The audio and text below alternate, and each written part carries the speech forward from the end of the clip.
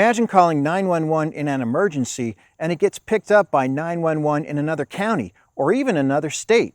It happens more often than anyone would want, especially in rural areas. Sherri Herzing tragically lost her husband Bob in 2018 after he suffered a heart attack while working on a neighbor's deck near Lake Gaston in Brunswick County. It took 47 minutes for first responders to arrive. The initial 911 call, made from a cell phone, went to Warren County, North Carolina. At that time, the dispatcher could not transfer the phone call to Brunswick County, so she kept telling the person, my husband's best friend, to hang up the phone and to write down a 10-digit number and call that number to try to get to the right county. Well, he couldn't do that and perform CPR. So the neighbors started showing up, taking turns CPR.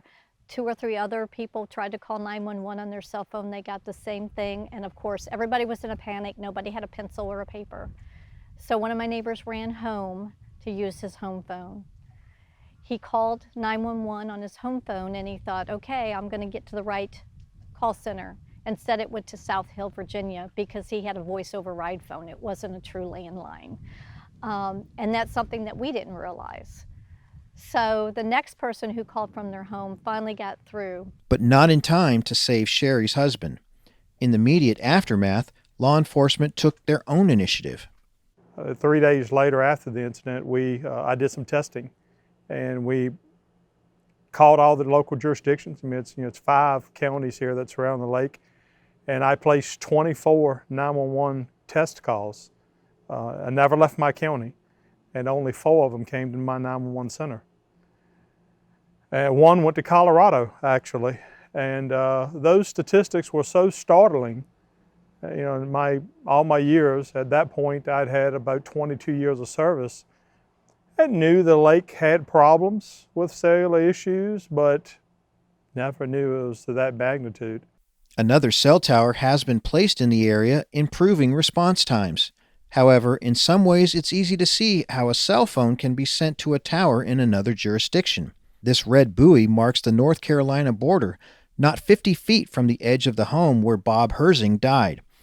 Many who live in rural areas want to get away from it all, but that includes being far from hospitals and first responders. The closest Level 1 hospital to Brunswick County is Chippenham Hospital in South Richmond, at least 30 minutes each way by medevac. The problem is only getting more acute as more people stop using landlines. Very few people have in-home telephone systems anymore. Everybody relies on cell phones and stuff, and that means they bump off of a tower. And when it goes to that tower, it's going to pick up that tower and it's going to send it to whatever district that tower is associated with. With us, it would be Warren County or Northampton a lot of times.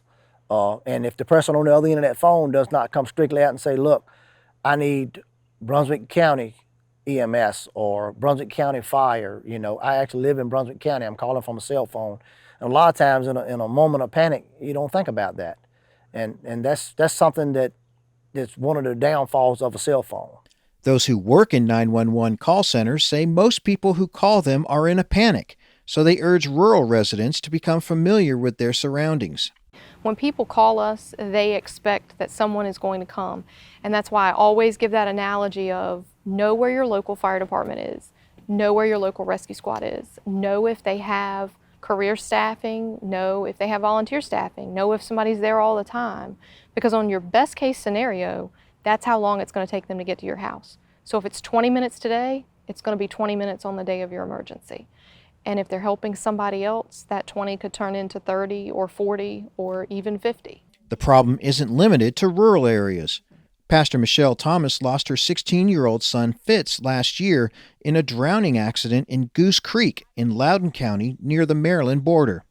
Even though they were in Virginia, the initial 911 cell calls were answered in Montgomery County, Maryland.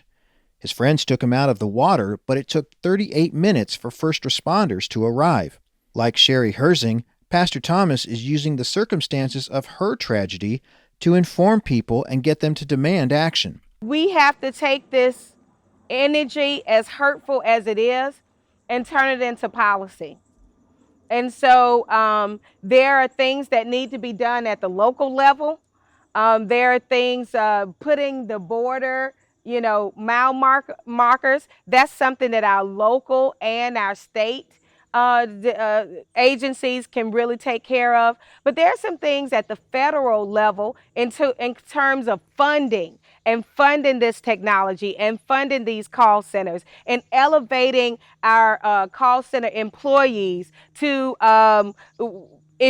crisis workers. I think that those things need to happen as well. That, not just on the local side, but the state gets involved and also the federal gets involved because Americans are dying.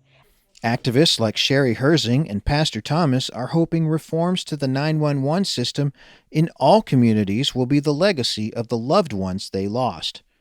In Loudoun County, I'm Burke Moeller reporting.